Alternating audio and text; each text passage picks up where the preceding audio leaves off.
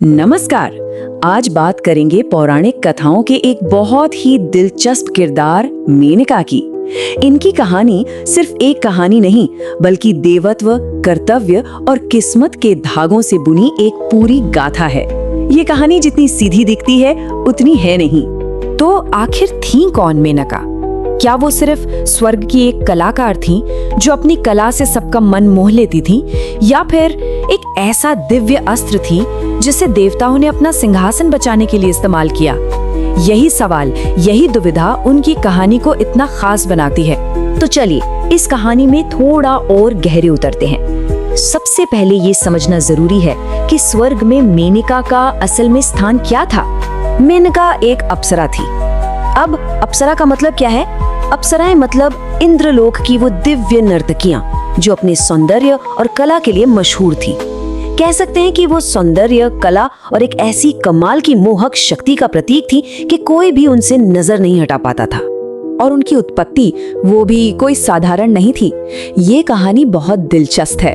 पुराण बताते हैं कि जब देवताओं और असुरों के बीच महान सागर मंथन हुआ तो उसमें से कई अद्भुत चीजें और दिव्य प्राणी निकले थे, और उन्हीं में से एक थी मेनका, जो रंभा और उर्वशी जैसी दूसरी अप्सराओं के साथ प्रकट हुई।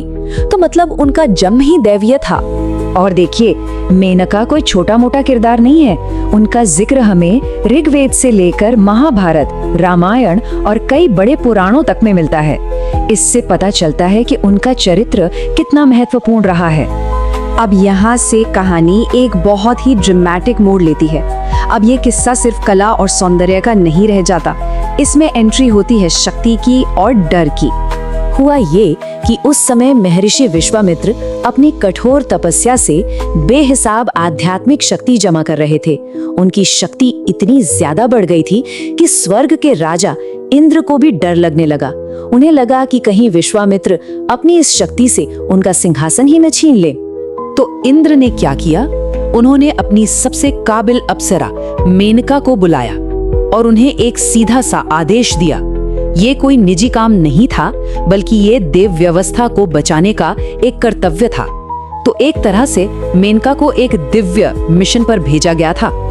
अब जरा इस टकराव को समझिए। एक तरफ थे विश्वामित्र, जो तप, संयम और मौन की मूर्ति थे, और दूसरी तरफ थी मेनका, जो कला, सौंदर्य और हर तरह के इंद्रिय अनुभव का प्रतीक थी। ये सचमुच दो बिल्कुल अलग अलग दुनियाओं का आमना सामना था। तो इंद्र का आदेश मिला और मेनका पृथ्वी पर उतर आई। अब देखना ये था कि इस मिशन का होता क्या है। मेनका ने वही किया जिसके लिए वो जानी जाती थी। वो विश्वामित्र के आश्रम के पास पहुंची, और फिर एक दिव्य हवा का झोंका आया। उनके वस्त्र उड़े, हवा में उनकी पायल की छमछम गूंजने लगी, और सालों से गहरी समाधि में लीन ऋषि की आंखें खुल गईं। बस तपस्या भंग हो चुकी थी। लेकिन तपस्या भंग होने के बाद जो हुआ, उसकी उम्मीद शायद किसी को नहीं थी। विश्वामित्र मेनका के सौंदर्य पर ऐसे मोहित हुए कि वो दोनों कई साल तक साथ रहे। सोचिए, तपस्या और कला का एक ऐसा संगम हुआ जिसने जैसे स्वर्ग और पृथ्वी के बीच की दूरी ही मिटा दी।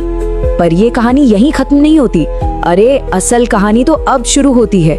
इस मिलन का जो नतीजा निकला वो इतना बड़ा था कि उसने आगे चलकर एक पूरे राष्ट्र की किस्मत तय कर दी।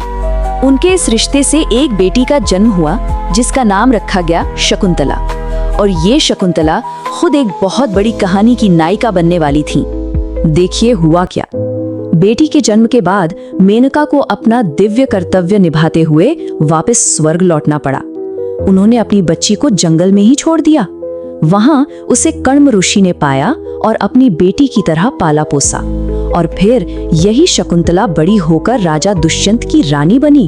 और अब आता है इस कहानी का सबसे बड़ा, सबसे अहम मोड़। शकुंतला और राजा दुष्यंत के बेटे हुए भरत, और ये भरत इतने महान और प्रतापी सम्राट बने कि उन्हीं के नाम पर इस देश का नाम भारतवर्ष पड़ा। जरा सोचिए इस बात को। इंद्र के डर से शुरू हुआ एक मिशन एक पूरे देश के नाम की वजह बन गया। तो चलिए अब इस कहानी के एक्शन से हटकर इसके गहरे दार्शनिक मतलब को समझने की कोशिश करते हैं। देखिए, जब विश्वामित्र को एहसास हुआ कि उनकी तपस्या भंग हो चुकी है, तो उन्हें बहुत पछतावा हुआ।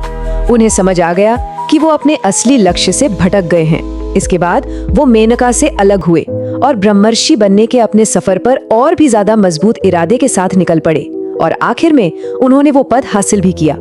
तो असल में ये कहानी सिर्फ एक घटना नहीं है, ये एक प्रतीक है। यहाँ मेनका प्रतीक है हमारी इंद्रियों के आकर्षण का, विश्वामित्र प्रतीक है उस साधक के जो कुछ हासिल करना चाहता है। तपस्या का मतलब है आत्मसंयम और तपस्या का भंग होना वो है मन की सबसे बड़ी परीक्षा। ये वो संघर्ष है जो हर आध्यात्मिक रास्ते पर चलने वाले को महसूस होता है।